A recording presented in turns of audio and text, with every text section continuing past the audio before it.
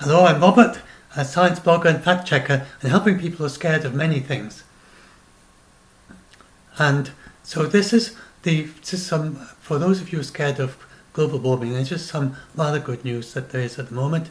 So the Carbon Action Tracker, who keep track of all the pledges and what effects they're having, then they just did this recent pledge, and it shows that now that we've got the United States with Biden is going to be committing to zero emissions by 2050.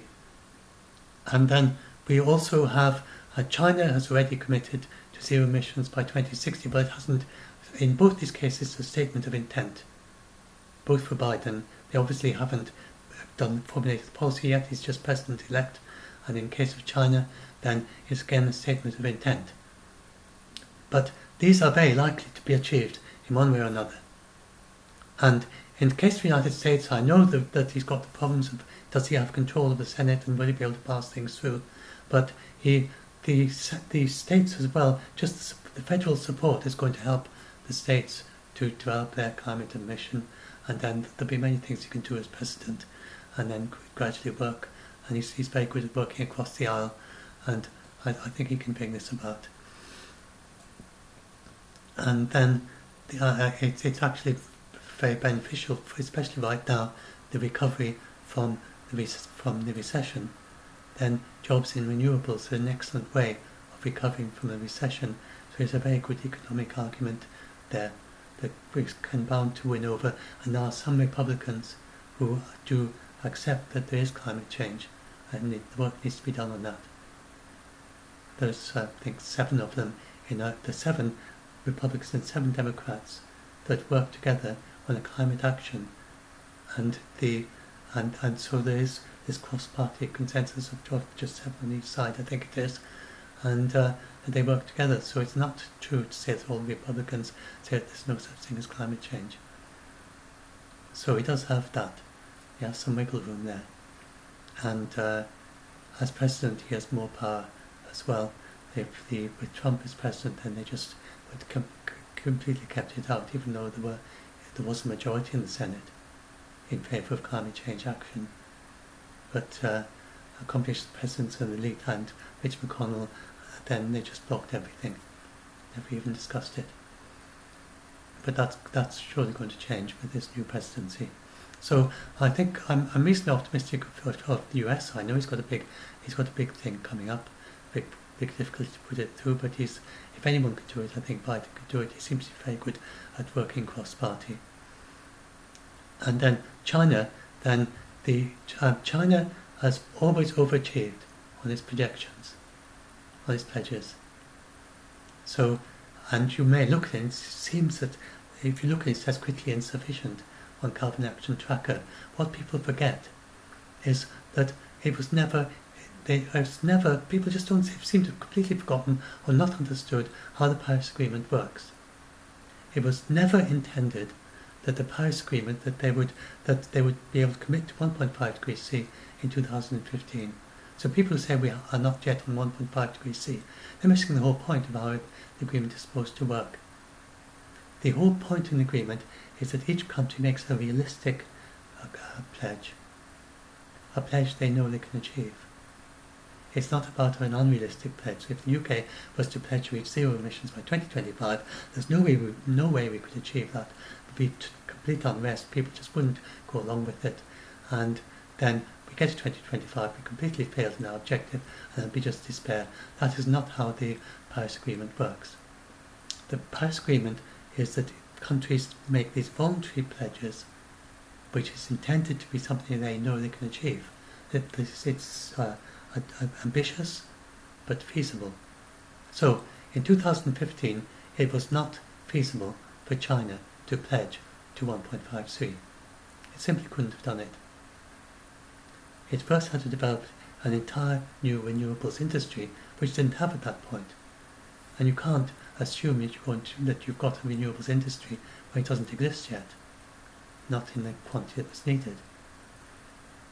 And so so they just pledged to peak by 2030, which was quite an ambitious pledge to make when it didn't even have the industry, the renewables industry. And the reason is that China is rapidly industrializing. It was pretty much a third world country 2 or 3 decades ago. Now it's about it's getting right up towards the Europe and so on, and the United States, and it's managed to do that. It's rapidly industrializing, yet it's only got half the carbon emissions of the United States, and it's achieved that by rapid increase in renewables, and they've overachieved their pledge quite a lot.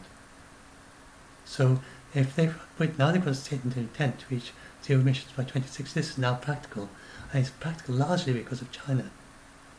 So we had Germany and we had various other countries that made a big impetus early on. Then China has been, in the last 5 years, I would say China has been one of the main impetuses for the rapidly falling prices for solar power. And so solar power is now competitive with the least cost fossil fuels. And that is why China was able to remove its subsidies for renewables, because they've become competitive.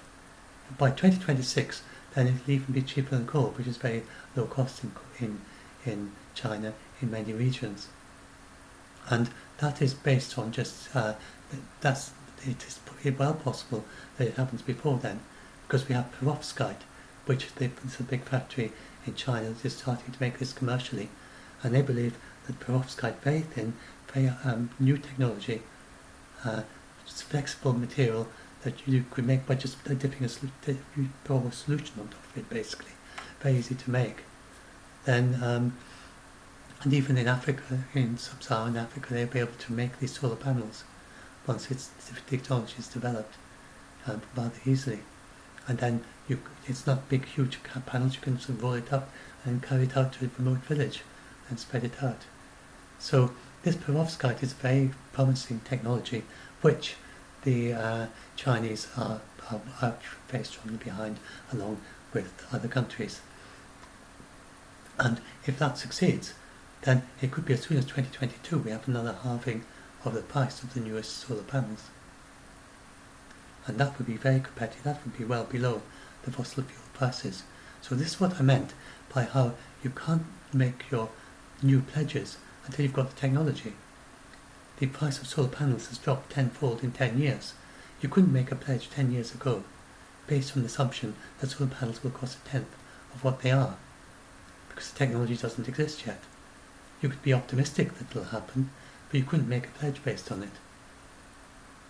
So we have to recognise, and it'll be much easier, and as this decade proceeds, renewables are going to cost less and less. It'll be easier and easier to make these pledges and then to fulfil them. So I think that we are going, that's where we're headed. The optimistic target is 2.1 degrees C. So you look at current policies, it's 2.7 to 3.1, and it's very likely it's below 3. It's around 3 degrees. Now, the landmarks are that at 2 degrees C, this is the point at which most corals will become extinct, probably. Not all of them. The Red Sea corals will be okay, and some of the corals, now corals turn into sponge reefs, mix of sponge and seaweed. They don't turn into a desert, and they don't just crumple away. That's already happening in the Caribbean, that many of the coral reefs in the Caribbean have already, sadly, turned into sponge reefs, with big barrel sponges. So this is a push that's going to continue as we go through to 2 degrees centigrade, and more reefs will turn from coral to seaweed and sponges and things like that, and that's rather sad. And so that's why I've got the aim to target well below 2 degrees C. And the thing is that all the corals can actually adapt to 2 degrees, they can adapt to 3 degrees C warming. Given enough time, given several centuries, the corals would be able to adapt up and up and up. The corals would also move to cooler climates. And that's already happening. Coral organisms are migrating to cooler climates and trying to set up reefs, but it just takes too long. So by the middle of the century, there won't be enough time to have set up new reefs in the cooler places, and there won't be enough time for the corals in the warmer places to adapt. If you do it over centuries, you'd actually end up with more coral than we have now, because all the existing coral reefs would adapt, and then the corals would spread to areas that are now too cool for coals. But so it's not in any sense, in absolute sense, less habitable for coals at 2 degrees C. It's just the adaptation, and every coral reef, then the temperature at 2 degrees C will be a temperature that another coral reef somewhere in the world already experiences. In the Red Sea, we have some that are pre-adapted to much higher temperatures, and they'll be okay. And the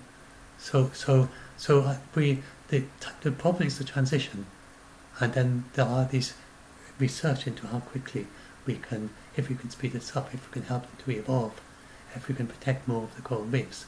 And if you have some of it left, then coral does regrow very quickly. In the Great Barrier Reef, in every few years, the Stars of Thorns starfish eat nearly all the corals.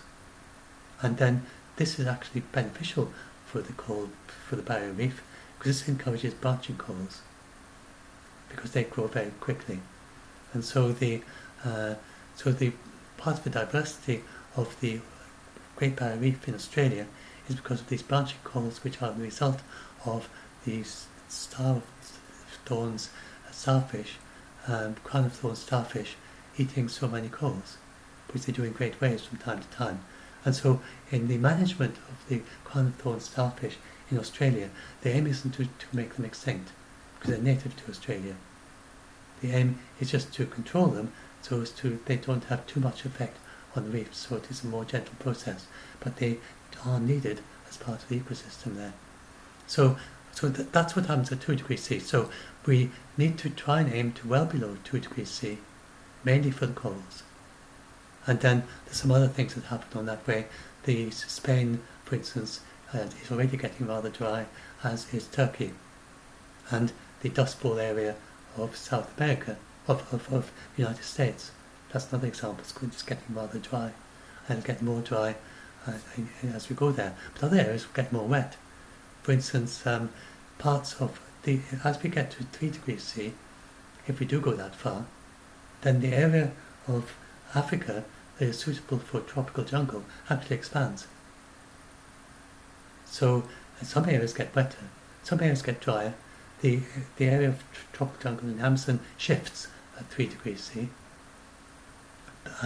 It doesn't actually get any smaller, it just shifts, but because part of it historically hasn't had it, then it's bistable, and it's currently in savanna form, and if it shifts like that, then it's not going to turn into tropical rainforest unless we actually make it happen.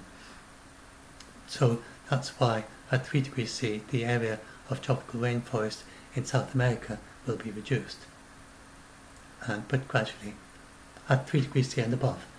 So at 3 degrees C and above, then some areas will actually be reduced in the Amazon, but some areas the possibility of increasing it.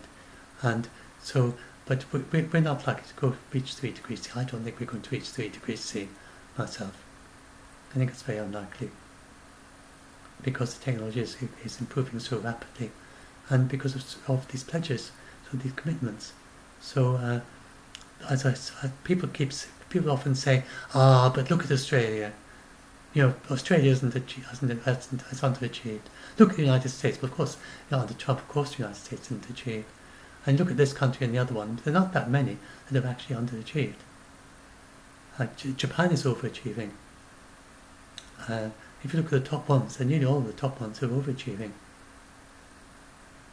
Like China. And then now we've got the United States coming back in. We've got the EU is overachieving on its earlier pledges and so on. So EU is borderline. Japan overachieved. So Russia has overachieved on its extremely weak pledge, which didn't even have to decrease it. India, you look at them. So if we're looking at carbon action tracking, you want to look at a comparison of what they pledge and what they're actually doing, and that's the. So I know that can't possibly, but you're looking at what they pledged in 2015 compared with the current pledges. They've already increased their pledges. This is about the solar panels that dropped tenfold in 10 years. So the situation is actually really optimistic. Now if you go and look at this, and this is by the perovskite, that's the reduction in the price of them, and then that's by the perovskite. You can read that if you like. And then I'm just going to show you here if you go through, and then you go through down here, and these are the countries that this was, I think they've actually increased a little bit since then. That's of September, so let's have a look at that. Country with net zero emissions by 2050 or earlier. And then somewhere I've got China there. I think China is 2060. Where's China? There's China, 2060. And these ones have net zero emissions 2050 or earlier. That diagram is a little bit unclear. But so if you go and look at that, then if you look at the orange ones, that's just part of it. There are 100 countries that have it under, that have policies under discussion, have policy. Right. Those policy document. Yeah, let's click through to the page. So the net zero tracker, and this is updated. So if there's been any changes, then this takes up the most recent changes.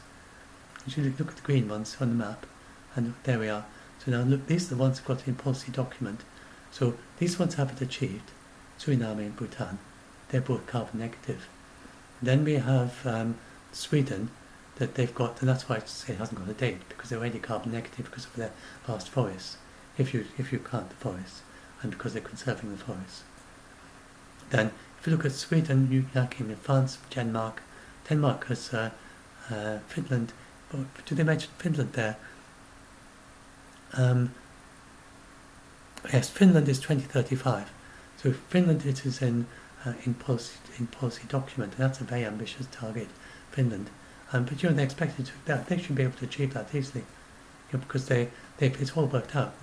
Not easily, but they both all worked out. It's a country that's rather blessed in capabilities for renewables, and they can, with all their forests and their peatland and so on, that they can work on, anyway, I've read it, but I can't remember the details now. But they've got a well worked out plan that it's quite feasible to achieve it by 2035. Iceland by 2040. Austria by 2040. So these are in policy document. And then these are the ones, and 100 of those, that have it under target under discussion.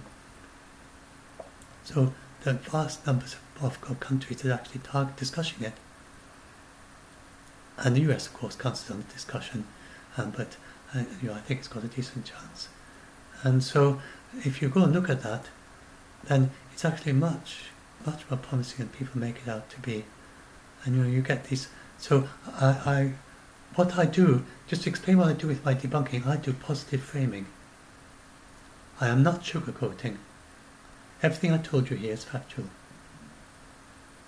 But I'm being optimistic, but I am being fashionably optimistic, because the pledges in 2015, most countries overachieved on those. And especially the big emitters, then if you go down the other ones, they are actually considering improving their pledges on that, and so they're doing exactly what the Paris Agreement was meant to work. You make an ambitious pledge, then you have the great improvements in technology, which make your ambitious pledge much more achievable. You have the development of your industry, you have developments in politics, you have changes in attitudes of your population, and then your pledge that was very ambitious becomes something that you've achieved. And then you can be more ambitious, and you can actually even overachieve, and quite often countries actually overachieve on what was initially a very ambitious pledge in 2015. They now overachieved on it. And then they can make the next pledge, which will be more ambitious. And that's what China's done. Its pledge was just to peak before 2030, which is quite a very ambitious target, given that it will still be industrializing by 2030 and becoming more and more industrial. And while it's doing that, still it's going to have emissions going down. And then it's gone from that to being even more ambitious. It's going to start going down probably very quickly. And sometime in the next few years, China may have peaked, depending on how ambitious their policy is. China may have peaked already in emissions. So these are the greenhouse gas emissions, and this is what. If you look at the optimistic targets, then it's going to increase still. So don't expect the yearly emissions to suddenly fall off a cliff. They are actually increasing slightly. They might go up like that. Actually, with COVID, they've gone down a little dip. So it's possible that 2019 was the peak. This is being optimistic. It's not quite as optimistic as the most optimistic. and they have it actually rising for a little bit longer and then going down, optimistic net zero targets. And the more optimistic would actually be, and that's 2 degrees C consistent, and 1.6 to 1.7 degrees C. So optimistic net zero targets, that's what we've already got, with taking account of the statements of intent. And so the situation is looking really good. And so, but we do have to keep going on this. You don't want to rest on your laurels, and we don't want 2.1 degrees C to happen. We don't want that to happen. It's not going to be a disaster. We're not going to starve on any scenario. We will have plenty of food for the entire world, and there's no problem with food, water or shelter. The IPBES report in 2019 said they didn't find, that was the most comprehensive report we've had, far more comprehensive than IPCC, looking at sociology and looking at the effects on species and so on. And they said they don't see any scenario in which we get to 2100 and we can't feed everyone, we can't provide water for everyone, we can't provide shelter. That's always possible in all the scenarios. And we have a great excess at the moment. At the end of every year, we have about 3 or 4 months of excess of food, that even if when the new harvest comes in, there's excess already for another 3 or 4 months before you do the harvest. And so we have a food excess, and we've always had that. I mean, for recent decades anyway. And when you have these famines, it's always for other reasons. It's not because there's a lack of food in the world as a whole. We have famines because of conflict, because of inequalities in the country, because of hurricanes and other disasters, and for various reasons. And sometimes it's because the country itself is not producing enough food, and it can't afford to buy the food. Things like that. But there's plenty of food in the world as a whole. So that's why. So we are not talking about anything like that. We're not talking about mass extinction. We're not talking about a world without brown bears. We're not talking about a world without dolphins or blue whales. We're not talking about a world without koala bears. They're easily fed in captivity. We're not talking about a world without polar bears even, because they're not really at risk of extinction by 2100. Even with warming, even 3 degrees warming, then they wouldn't go extinct by then. There's some that are very far north. And we're talking about a world where it gets better for many species. For instance, grey whales, then they will very much flourish with anything that likes open seawater in the Arctic areas, and that's called open seawater, is going to flourish as the Arctic melts. So what's bad news for polar bears, good news for grey whales, not grey seals but grey whales. And you have these upsides of all these changes.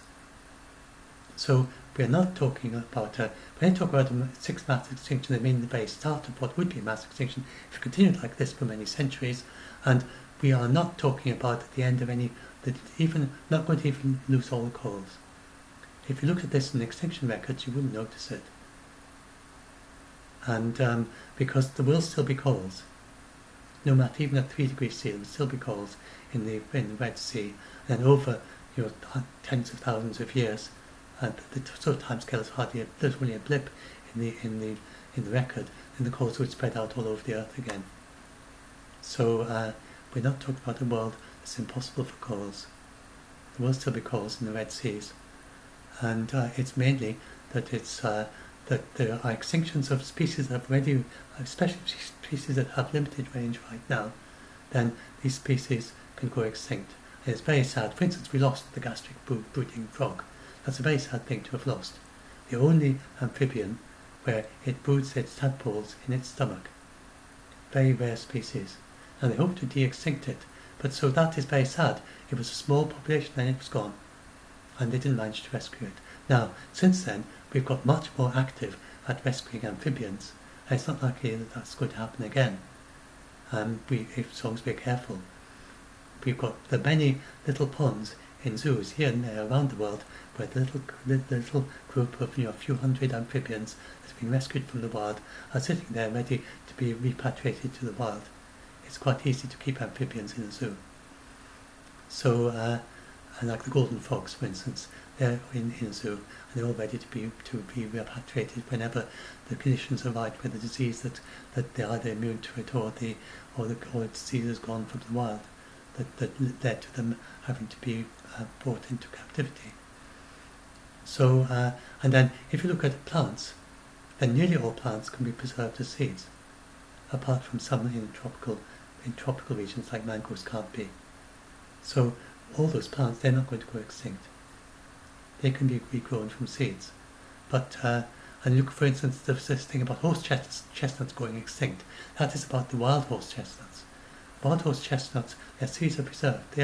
They are quite challenging to preserve, but they can be preserved. But if you can preserve a little bit of the seed, because the conkers you can't preserve, but you can preserve a little embryo, what they call the embryo, that can be preserved.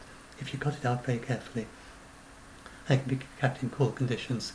And so the wild native concretes, not the normal horse chestnut, but the wild version, then that is preserved.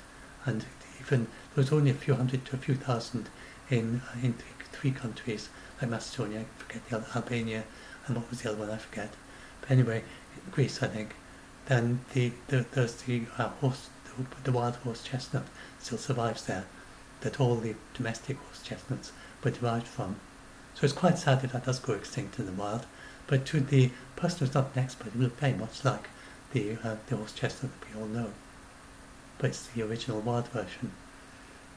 And so that when people talk about these things going to go extinct, then that's the sort of thing they're talking about. And then sometimes iconic things, sometimes, but we're not talking about a world where there aren't any trees anymore, or where there aren't any birds.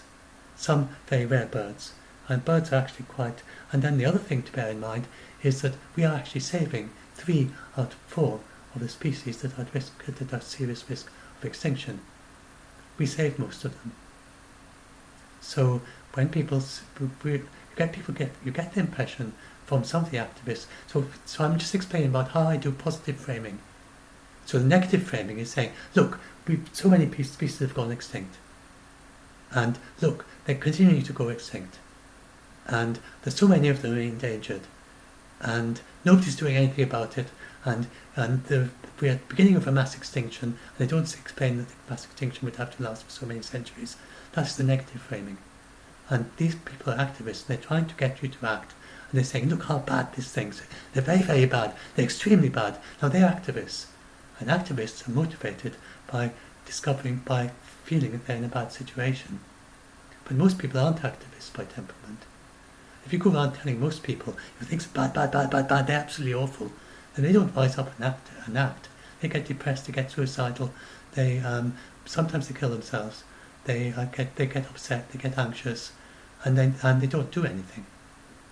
Because they look around and you tell them nobody's doing anything, say, if nobody's doing anything, the situation's hopeless, I can't do anything. That's the normal reaction to people who say things like that. Activists don't realise this because they have an abnormal reaction to such things. They don't have a typical reaction.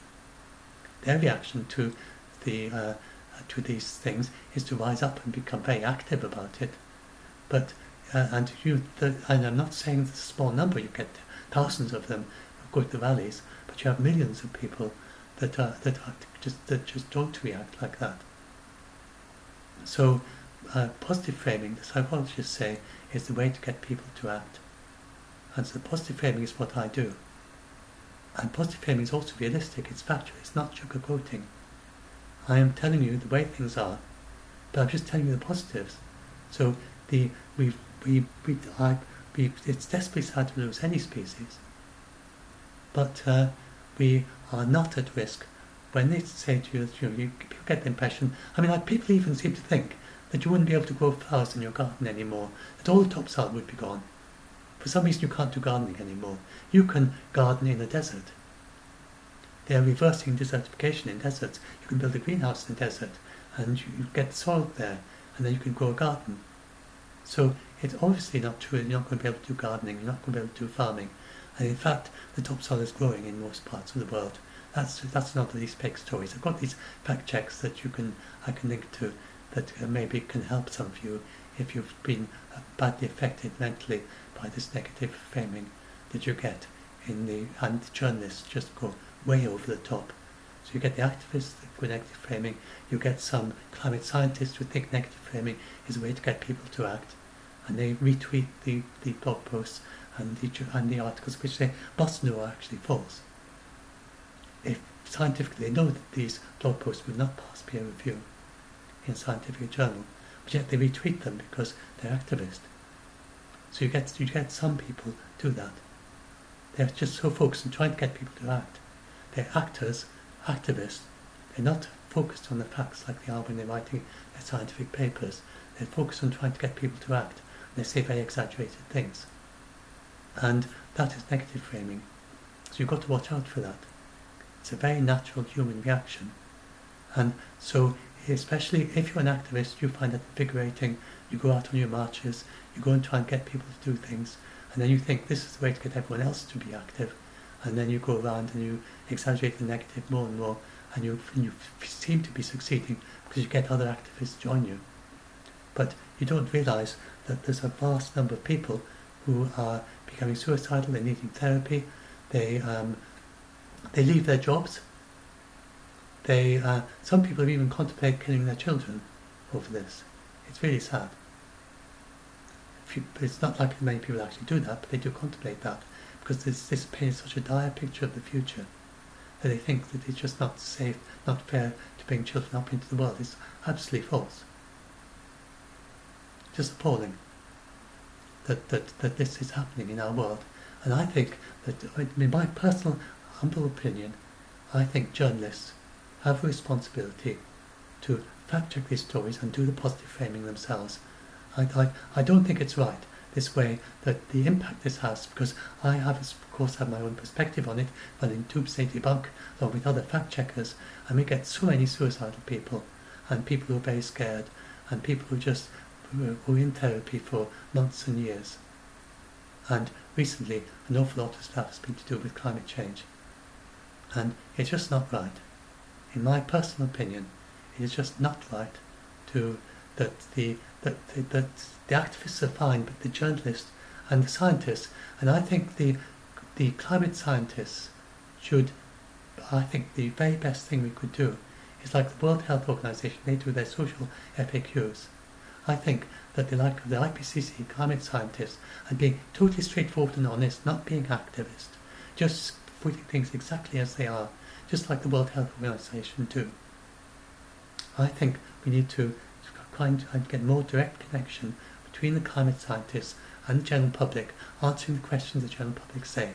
So if a general public person puts a question to a social media Q-sachet for IPCC saying, I'm scared that I'm not going to be able to breathe by 2100 because I've been told that we're not going to have any oxygen, that the oxygen is going to disappear.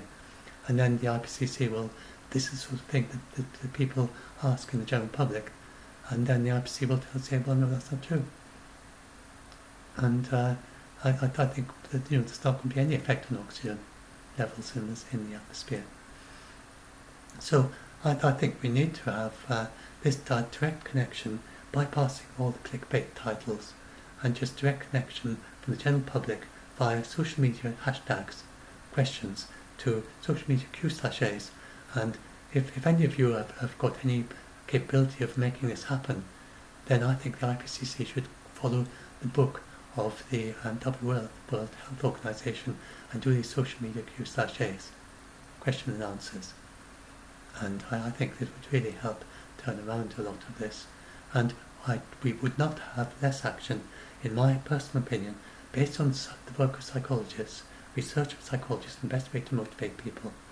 So it's a fact-based optimism. Then I think that if we had more positive framing, we would have more action. We would have more people in the general public coming along with the measures. So there's quite a lot of support, but there's certain resistance. And positive framing and showing how it is benefiting everyone, showing that people are already doing it, and then showing the successes like reversing desertification, reforestation, the species that are being conserved, the species that are being saved, instead of just focusing on the ones that are going extinct, but also the ones that are being saved. More news about that, and then more news about just putting in the context that I've been doing just now about the renewable advances and explaining how we don't expect to be on the 1.5C path yet, all this sort of thing. Then I think people will look at that and say, oh well, it does really look as if we can do it. So that's great. Then I can go and I'll reduce my meat to join in, not the meat I eat, because it's something worth joining in, because it's actually feasible. And I can cycle to work, or I can get a more efficient refrigerator, or insulate my home, or I can recycle more, or whatever the thing is you do. And it really, and I can reduce food waste. So the things we can do as individuals, and I think to motivate people to really, really do these things, and we need to show that this is something that other people are doing, and that it's working, and we are actually succeeding. Because most people will just get depressed if you just tell them everything is bad, and you don't tell them any of the good things that are happening. So positive framing is not sugarcoating. Positive framing is telling people about positive things that are happening.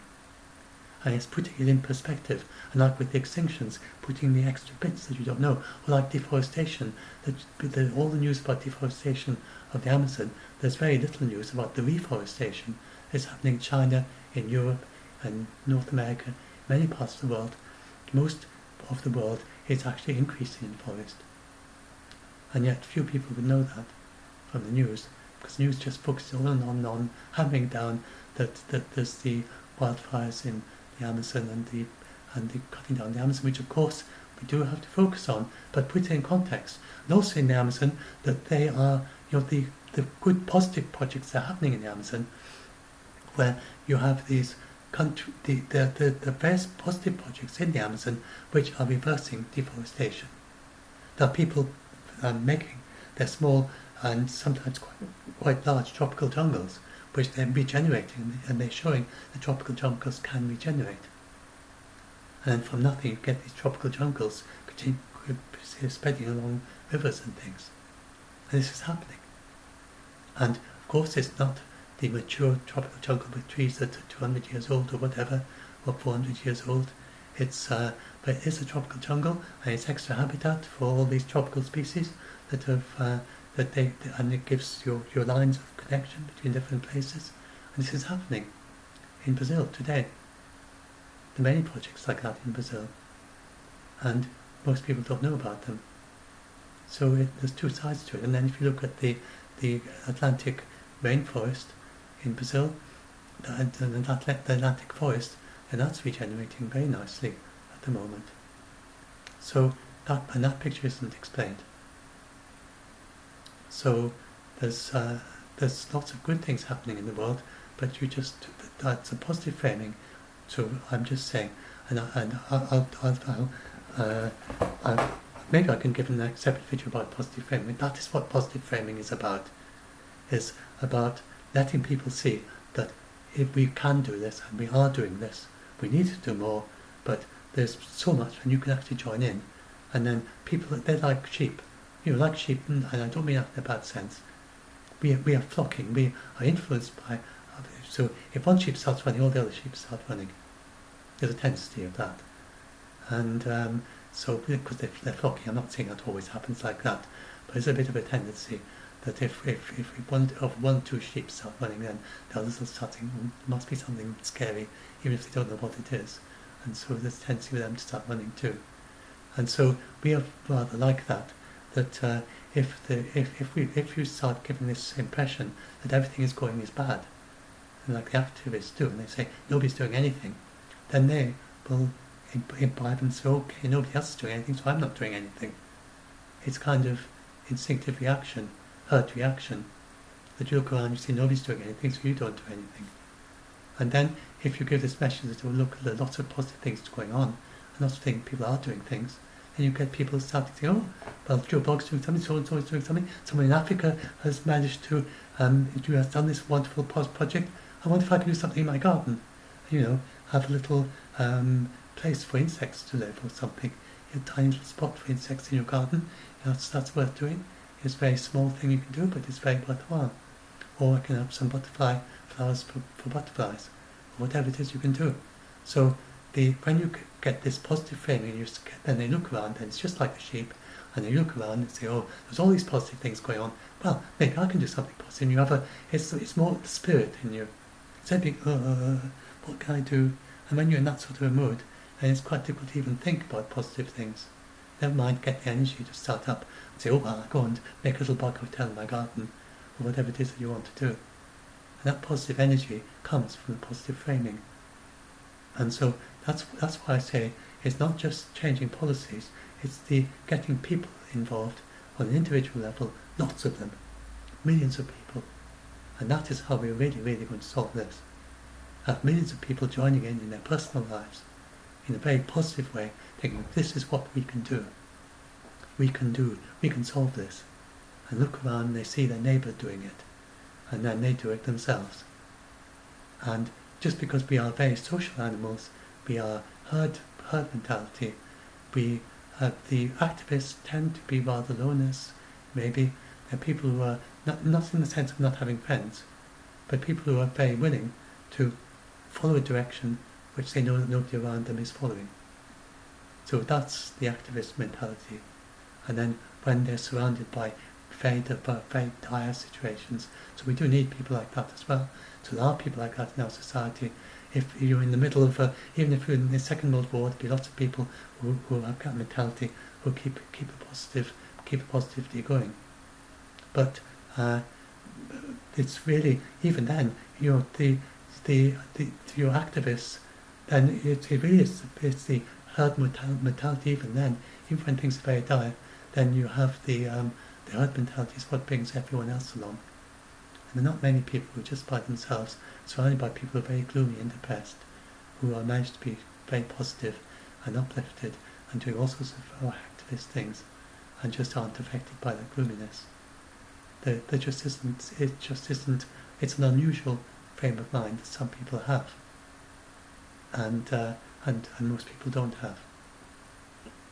So if any of you are watching this and you're activists, then please bear in mind that you are talking to people who aren't necessarily activists, and perhaps some more positive framing may in the future help bring about a situation where there's actually more being done. There is quite a lot being done. We could do so much more, and I think positive framing is the way to do it. And so anyway, that's it. So that's my article about these. It's not quite what I meant to say, but it's I just got on that sidetrack. But it's not a sidetrack. I think it's quite an important thing to say. It's something I've been talking about recently on Twitter with some other people, and I thought, oh well, that's a good idea. I just go with the flow. So I'll stop this now. I'll upload it.